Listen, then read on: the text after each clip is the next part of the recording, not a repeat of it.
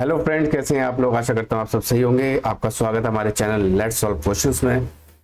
और आज से हम स्टार्ट करने वाले हैं ल्यूसेंट की जीके, वो भी हिंदी में। ठीक है, पहले हम क्या करेंगे, पहले हम एक चैप्टर पढ़ेंगे इसमें से, देन फिर उसके बाद जितने भी क्वेश्चंस आंसर अवेलेबल हैं, क्वेश्चंस अवेलेबल हैं इससे रिलेटेड सिंधु सभ्यता से हम आज पढ़ेंगे सिंधु सभ्यता। उसके बाद हमें जो जो चीजें हमें अवेलेबल होगी कि जो इसमें कवर नहीं हो पाई होंगी, क्वेश्चन के माध्यम से उसको कवर करने की कोशिश करेंगे, चाहे हिंदी मीडियम के क्वेश्चन हो चाहे इंग्लिश मीडियम के। ठीक है, ल्यूसेंट हिंदी मीडियम के क्वेश्चंस करेंगे, फिर बाकी जहां जहां से भी मुझे और क्वेश्चंस मिलते हैं मैं वो भी उनको इनकॉर्पोरेट करूंगा। पहला आपका जो पहली जो वीडियो आएगी वो आएगी आपकी इसके बारे में, तो आपको थ्योरी पढ़ाई जाएगी, देन उसके बाद उसके क्वेश्चन कराए जाएंगे। ठीक है, चलिए स्टार्ट करते हैं। चलिए, पहला है सिंधु सभ्यता के बारे में पढ़ रहे हैं आज हम। ठीक है, उसमें क्या है, रेडियो कार्बन C14 जैसी नवीन विश्लेषण पद्धति के द्वारा सिंधु सभ्यता की सर्वमान्य तिथि 2350 ईस्वी पूर्व से लेकर 1750 ईस्वी पूर्व मानी गई है। तो इसकी क्या है, ये लिखेंगे तो आप 2350, ठीक है, ईस्वी पूर्व से 1750। ठीक है, अब इसमें थोड़ा वो देंगे, ध्यान देंगे। उसके बाद क्या है, थिकनेस थोड़ी बढ़ा ली जाए। ठीक है, अब क्या दूसरी देखो, सिंधु सभ्यता की खोज किसने की थी, राय बहादुर दयाराम साहनी जी ने 1921 में। ठीक है, अगला देखते हैं, सिंधु सभ्यता को प्राग के ऐतिहासिक प्रोटो हिस्टोरिक अथवा कांस्य से ब्रॉन्ज युग में रखा जा सकता है। ठीक है, तो क्या अगर सिंधु सभ्यता के बारे में क्वेश्चन आएगा कि वो किस टाइम की थी, प्रोटो हिस्टोरिक डाल सकते हैं या ब्रॉन्ज युग या कांस्य युग या प्राग ऐतिहासिक युग। ठीक है, इस सभ्यता के मुख्य निवासी द्रविड़ एवं भूमध्य सागरीय थे। द्रविड़ एवं भूमध्य सागरीय, ठीक है, भूमध्य सागरीय मतलब मेडिटेरेनियन सी के आसपास के लोग। ठीक है, सिंधु सभ्यता के सर्वाधिक पश्चिम पुरास्थल सुतका गैंडोर है, जो सबसे पश्चिम में है वो है सुतका गैंडोर, जो बलूचिस्तान पाकिस्तान में पड़ता है। पूर्वी पुरास्थल कहाँ पे है, आलमगीर में, जो पूर्वी एरिया है, जो सबसे पूर्व में एरिया है वो है जिला मेरठ उत्तर प्रदेश में। उत्तरी सबसे उत्तर में पुरास्थल है मांदा, जहाँ है जिला अखनूर, कहाँ है जम्मू कश्मीर में। तथा दक्षिणी पुरास्थल है दाइमाबाद, जिला अहमदनगर, महाराष्ट्र। ठीक है, तो आप अगर इसको देखेंगे तो आप अगर ऐसे बनाएंगे, पूर्व पश्चिम उत्तर दक्षिण, ऐसे बनाते हैं ना आप। ठीक है, तो आप देखेंगे कि सबसे पूर्व में कौन सा है आपका सुतका गैंडोर, कहाँ पे, सबसे पश्चिम में कौन सा आपका सुतका गैंडोर, कहाँ पे, बलूचिस्तान में। सबसे पूर्व में कौन सा आपका, वो है आपका आलमगीर, कहाँ, मेरठ में, उत्तर प्रदेश में। सबसे उत्तर में कौन सा है आपका, मांदा, जो जम्मू कश्मीर में है। और सबसे नीचे दक्षिण में दाइमाबाद, जो है आपका महाराष्ट्र में। ठीक है, इसको याद रखना। सिंधु सभ्यता या सैंधव सभ्यता, देखो सिंधु सभ्यता कई जगह इसको सैंधव, इस चैप्टर में कई जगह इसको सैंधव सभ्यता भी कहा है, तो सैंधव सभ्यता सिंधु सभ्यता है। ठीक है, एक नगरीय सभ्यता थी। क्या थी, नगरीय सभ्यता थी। सैंधव सभ्यता से प्राप्त परिपक्व अवस्था वाले स्थलों के केवल 6 को ही बड़े नगरों की संज्ञा दी गई है। तो मतलब जो पहले परिपक्व, जो पूरे तरीके से डेवलप थे, वो 6 ही शहर थे। उनका नाम क्या कहता है, मोहनजोदाड़ो, हड़प्पा, गणबारीवाल, धौलावीरा, राखीगढ़ी एवं कालीबंगन। ठीक है, स्वतंत्रता प्राप्ति के पश्चात हड़प्पा संस्कृति के सर्वाधिक स्थल गुजरात में खोजा गया। कहाँ पे खोजा गया, गुजरात में। ये आप नोट भी करते रहेगा। ठीक है, एक मतलब सबसे सर्वाधिक स्थल कहाँ पे, गुजरात में, तो ऐसे लिख लीजिएगा। लोथल एवं सुतकोदा सिंधु सभ्यता का बंदरगाह था। तो बंदरगाह कौन सा है इसमें, लोथल और सुतकोदा। ठीक है, जुते हुए खेत और नक्काशीदार ईंटों का प्रयोग साक्ष्य कालीबंगन में मिलता है। तो कहाँ मिलता है, सबसे जुते हुए खेत और नक्काशीदार ईंटों का कहाँ मिलता है साक्ष्य, वो मिलता है आपको कालीबंगन में। ठीक है, मोहनजोदड़ो से प्राप्त अन्नागार संभवतः सिंधु सभ्यता की सबसे बड़ी इमारत। तो मोहनजोदड़ो की सबसे मतलब बड़ी इमारत कौन सी है, अन्नागार, ठीक है, जहाँ पे खाना रखते थे। ठीक है, मोहनजोदाड़ो से प्राप्त बृहत स्नानागार एवं एक प्रमुख स्मारक है, जिसके मध्य स्थित स्नान कुंड 11.88 मीटर लंबा, 7.01 मीटर चौड़ा और 2.43 मीटर गहरा है। तो वहां पे जो मोहनजोदाड़ो में आपको स्नानागार भी मिलता है। ठीक है, चलिए आगे बढ़ते हैं।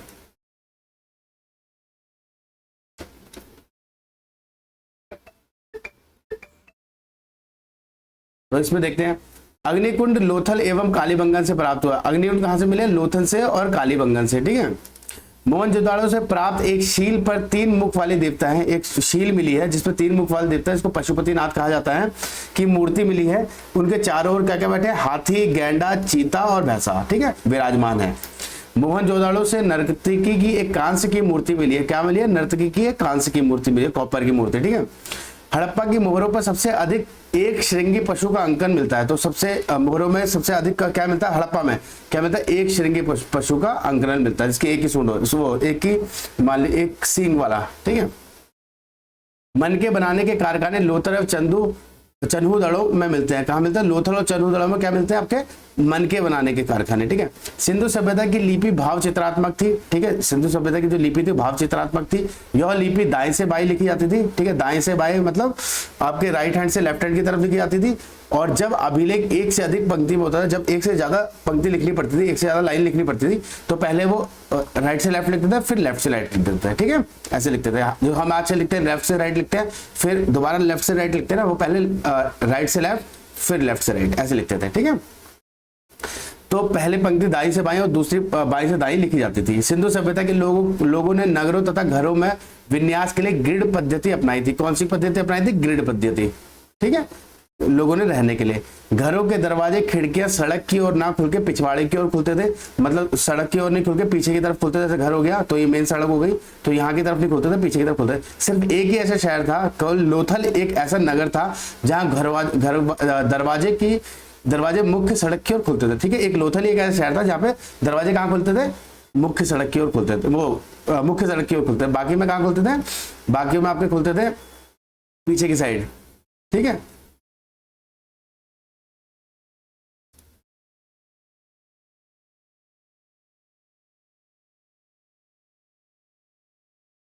सिंधु सभ्यता के में मुख्य फसल थी गेहूं और जौ। कौन सी फसल थी, मुख्य गेहूं और जौ।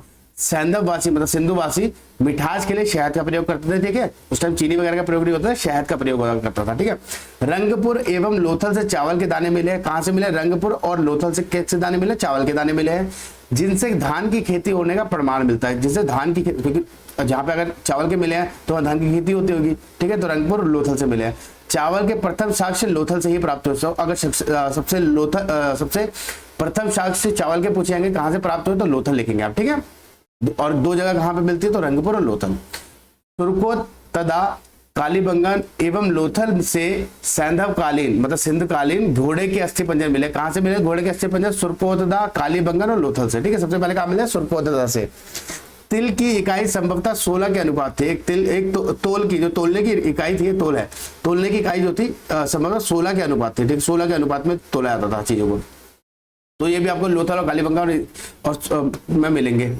सिंधु सभ्यता के लोग यातायात के लिए 2 पहियों एवं 4 पहियों वाली बैलगाड़ी या भैंसा गाड़ी का उपयोग करते थे। तो बैलगाड़ी का उपयोग करते थे, भैंसा गाड़ी का, ठीक है। 2 पहिए 4 पहिए में, ठीक है।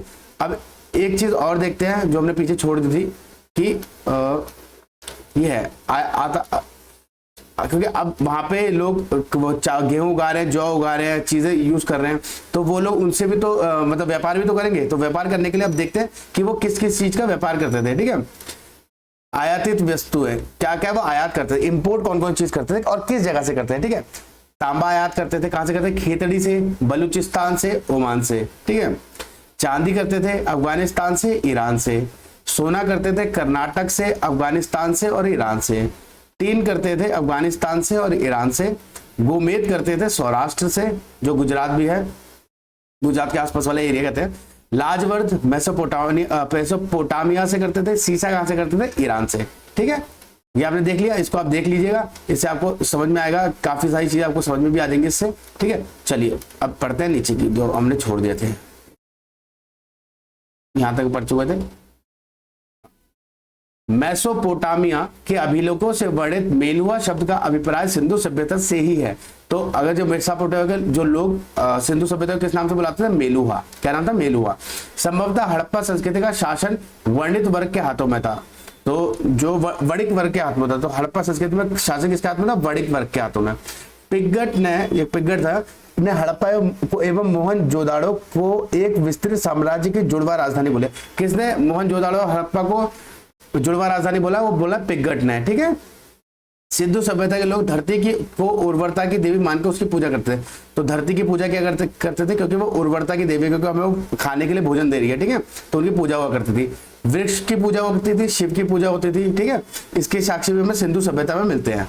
स्वास्थ्य चिन्ह संभवतः हड़प्पा सभ्यता की देन। तो स्वास्थ्य चिन्ह कहाँ की देन है? जो स्वास्थ्य चिन्ह होता है हमारे उसमें ये वाला, वो हड़प्पा की ही देन है। इस चिन्ह का हम किस लिए मतलब किस लिए यूज हुआ था? सूर्योपासना के लिए, ठीक है, अनुमान लगाने के लिए सूरज के।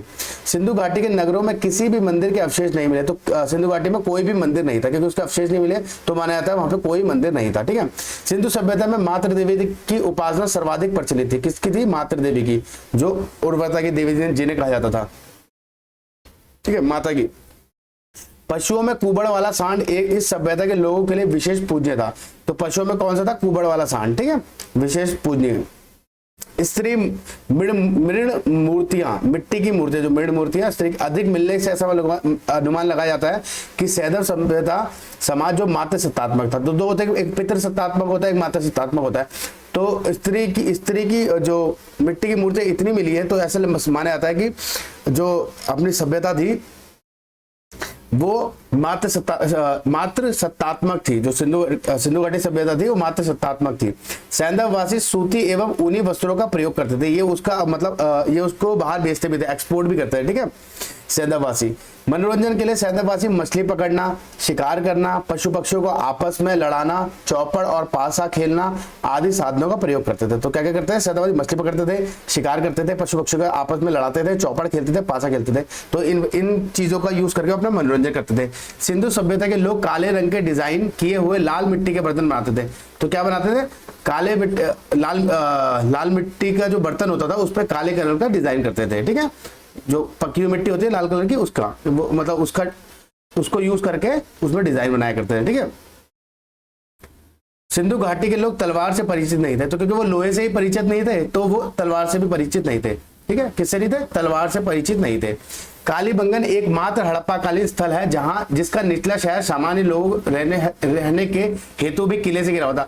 तो क्या जो एक दो मतलब जैसे जो अमीर लोग होते थे वो शहर में रहते, बड़े शहर में रहते थे, ठीक है, उनके लिए किला हुआ करता था, उनके लिए किला प्रॉपर होता है। लेकिन जो सामान्य लोग हैं उनके लिए किला नहीं होता। सिर्फ एक कालीबंगन ही ऐसा शहर है जहाँ पे निचले जो शहर था, एक ऊंचा शहर कहते हैं, नीचा शहर कहते हैं, तो नीचे वाला जो शहर था उसके लिए भी किला बनाया गया था, ठीक है, उनकी सुरक्षा के लिए भी किला बनाया गया था। पर्दा प्रथा एवं वैश्यावृत्ति सैंधव सभ्यता में प्रचलित थी। तो पर्दा प्रथा भी था वहां पे, पर्दा प्रथा भी थी और वैश्यावृत्ति भी थी, ठीक है। शवों को जलाने और गाड़ने दोनों की प्रथाएं थी। तो शव जलाए भी जाते थे, जो मर जाते थे लोग उनको जलाया भी जाता था, उनको गाड़ा भी जाता था। हड़प्पा में शवों को दफनाने जबकि मोहनजोदड़ो में जलाने की प्रथा थी, ठीक है। हड़प्पा में किस चीज की थी? हड़प्पा में थी हड़प्पा में थी दफनाने की और मोहनजोदड़ो में थी जलाने की। लोथल एवं कालीबंगा में युग्म समाधियां मिली हैं। तो लोथल और कालीबंगा में युग्म समाधियां मिली है, ठीक है। सैंधव सभ्यता के विनाश का संभवतः सबसे प्रभावी कारण बाढ़ था। अगर कहीं पूछे जाए कि जो सिंधु सभ्यता वो क्यों खत्म हुई, तो उसका मुख्यतः कारण बाढ़ माना जाता है, ठीक है। आग में पकी हुई मिट्टी को टेराकोटा कहा था। टेराकोटा किसे कहा जाता है? इसको आग में पकी मिट्टी होती है ना लाल कलर वाली, उसको कहा था टेराकोटा, ठीक है। सैंधव सभ्यता के प्रमुख स्थल नदी उत्खननकर्ता एवं वर्तमान स्थिति। तो इसमें क्या है, हम इसमें पढ़ेंगे कि किस किस ने मतलब कौन कौन से हमें उसके शहर मिले हैं, ठीक है, और स्थल मिले हैं, किस किस नदी के किनारे पे हैं, ठीक है। और उसके बाद हम पढ़ेंगे कि किन्होंने उनको खोजा है और किस वर्ष में खोजा और कहाँ पे पढ़ते हो, ठीक है, इसको पढ़ेंगे हम, ठीक है। ये है, इसकी लिस्ट को याद रख लें, लिस्ट में से काफी क्वेश्चन आते हैं। तो पहले देखते हैं हड़प्पा किस नदी के किनारे? रावी नदी के किनारे है। किन्होंने खोजा? दयाराम साहनी जी ने, माधव स्वरूप वस्त ने, दो जनों ने खोजा था। 1921 में खोजा था। कहाँ पे पड़ता? पाकिस्तान में, ठीक है। मोहनजोदड़ो कहाँ पे? मोहनजोदड़ो प्रमुख स्थल जो है वो सिंधु नदी के किनारे पे है। उसको किसने खोजा था? राखल दास बनर्जी ने खोजा था। 1922 में खोजा गया था। कहाँ पे है? वो भी पाकिस्तान में ही है। चन्हू दड़ो कहाँ पे? सिंधु नदी के किनारे पे है। गोपाल मजूमदार ने इसको खोजा था। 1931 में खोजा गया था। सिंध प्रांत में खोजा गया था, जो पाकिस्तान में। तो एक बात नोटिस करके रखना कि सबसे पहले जो सिंधु घाटी की सभ्यता खोजी गई थी वो दयाराम साहनी जी ने खोजी थी। वो सभ्यता वो कौन सी प्रमुख स्थल था? वो था हड़प्पा, ठीक है। कालीबंगन किस नदी के किनारे पे? घग्गर नदी के किनारे पे। बीबी लाल और एवं बी के थापर ने इसकी खोज की थी 1953 में। राजस्थान का हनुमानगढ़ किला कहाँ पे हुआ है? राजस्थान का। कालीबंगन कहाँ है? राजस्थान में। कोट दीजी सिंधु नदी के किनारे फजल अहमद ने की थी। 1953 में खोजा गया था। सिंध प्रांत में ही है, ठीक है।